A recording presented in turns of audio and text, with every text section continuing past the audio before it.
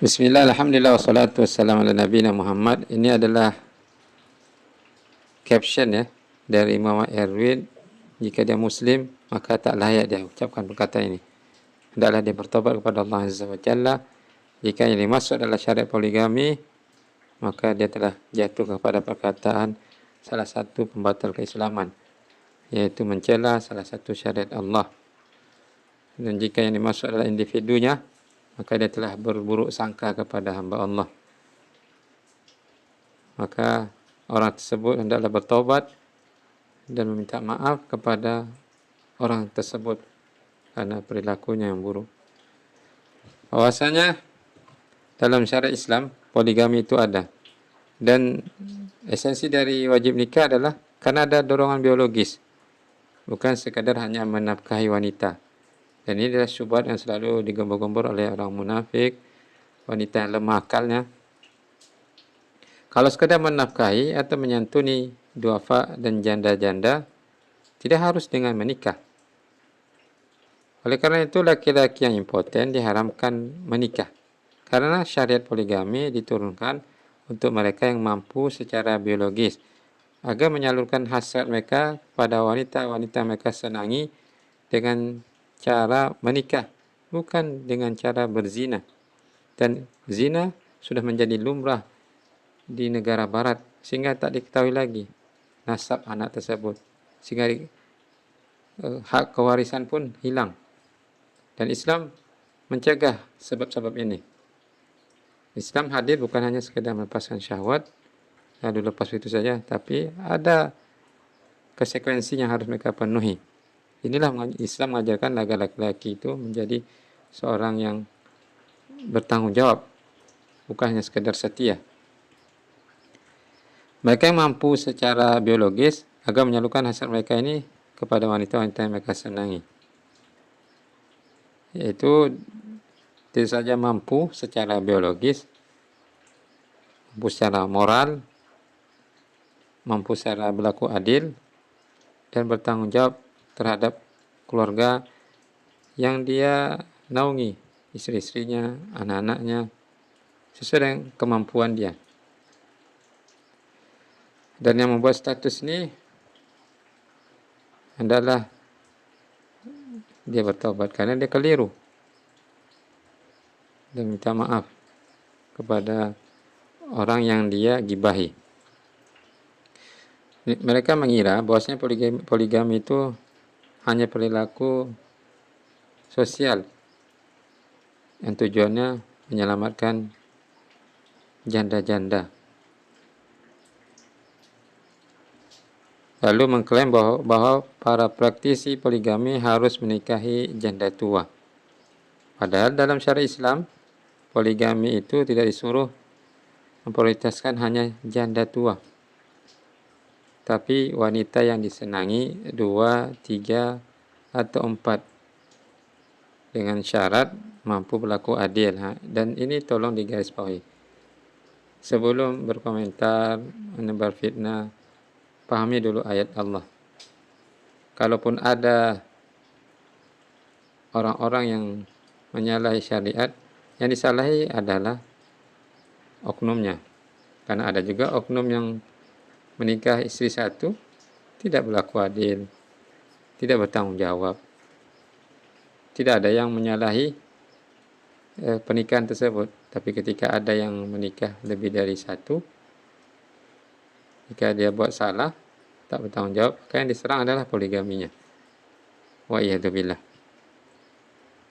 Jadi hukum asalnya adalah menikahi wanita tersebut, baik satu istri atau 2, 3, 4, adalah yang disenangi. Disenangi dari perihal mana? Apakah dari fisiknya, usianya, moralitasnya, atau dalam sisi lain pada wanita tersebut yang membuat laki-laki tertarik untuk menikahinya, yang mana tujuannya menjadi penyejuk hati laki-laki yang menikahinya, sehingga terjadilah yang diinginkan, itu sakinah, mawaddah, warahmah. Tujuan dari pernikahan itu adalah ini, ketenangan, saling mencintai, adanya tumbuh kasih sayang. Ya, ini tujuan dari pernikahan tersebut. Bukan hanya diprioritaskan kepada laki-laki saja. Laki-laki juga mendapatkan kesenangan, kebahagiaan, saling mencintai, begitu juga perempuan.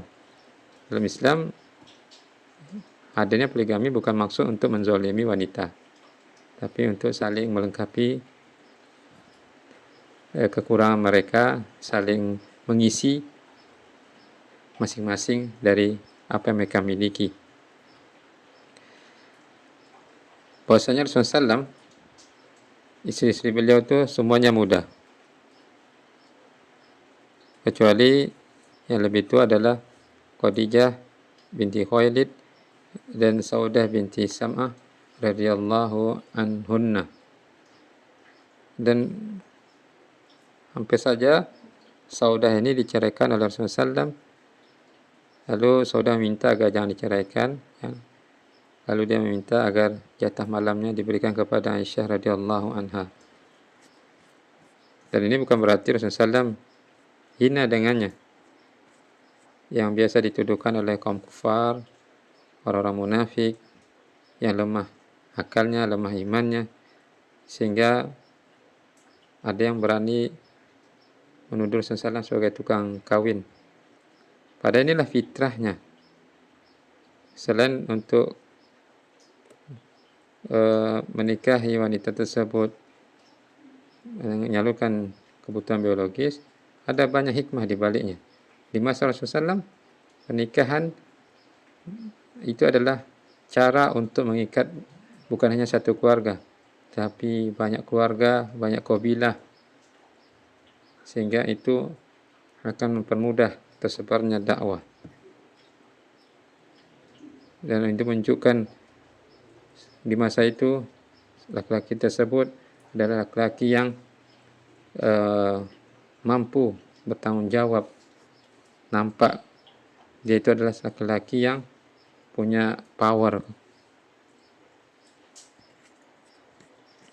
Bahwasanya ini yang perlu kita ingat bersama. Laki-laki sejati adalah laki-laki yang memiliki kemampuan biologis serta kemampuan moralitas dalam menjaga kesucian dirinya dengan cara menikah dan menjaga kemuliaan pernikahan tersebut dengan nilai-nilai agama yang luhur. Bahwasanya Islam adalah agama yang menjunjung tinggi nilai-nilai fitrah, dan salah satu fitrahnya adalah menikah, bukan berzina, bukan dengan mengkibiri kemaluan seperti yang dilakukan oleh agama yang ada di dunia ini. Islam itu agama wasatiyah, pertengahan, tidak berlebihan dalam menyalurkan syahwat. Islam ada batasannya, dengan membatasi wanita yang dinikahi hanya 4. Kalau kita lihat di kebiasaan suatu kaum, itu ada yang lebih dari 4 istrinya, dan ada yang menganggap menikah itu adalah aib sehingga harus mengkebiri kemaluannya. Bahkan ada yang buat aturan baru dalam suatu agama tertentu, seorang pemuka agama itu tidak boleh menikah, dia harus fokus dengan ibadah. Ini adalah penyimpangan. Oleh karena itu perlu diingat bersama bahasanya nikahlah perempuan yang kamu senangi, 2, 3 atau 4. Namun jika khawatir tidak mampu berlaku adil, maka cukup 1 saja, atau hamba sayang kamu miliki. Dan tujuannya adalah agar kamu tidak berlaku zalim kepada diri sendiri maupun orang yang dinikahi. Inilah kaidah dalam syariat Islam. Oleh karena itu, khusus untuk kaum muslim dan muslimah, agar menjaga lisannya dari mencela syariat Allah. Dan seharusnya kita mendukung mereka yang mampu dan merealisasikan poligami, yang mana tujuannya adalah untuk menjaga syahwatnya dari perzinaan dan untuk memperbanyak generasi yang meneruskan estafet dakwah Islam. Dan Rasulullah sangat bangga dengan banyaknya umatnya nanti di akhirat. Semoga ini mencerahkan untuk kita semua. Barakallahu fikum.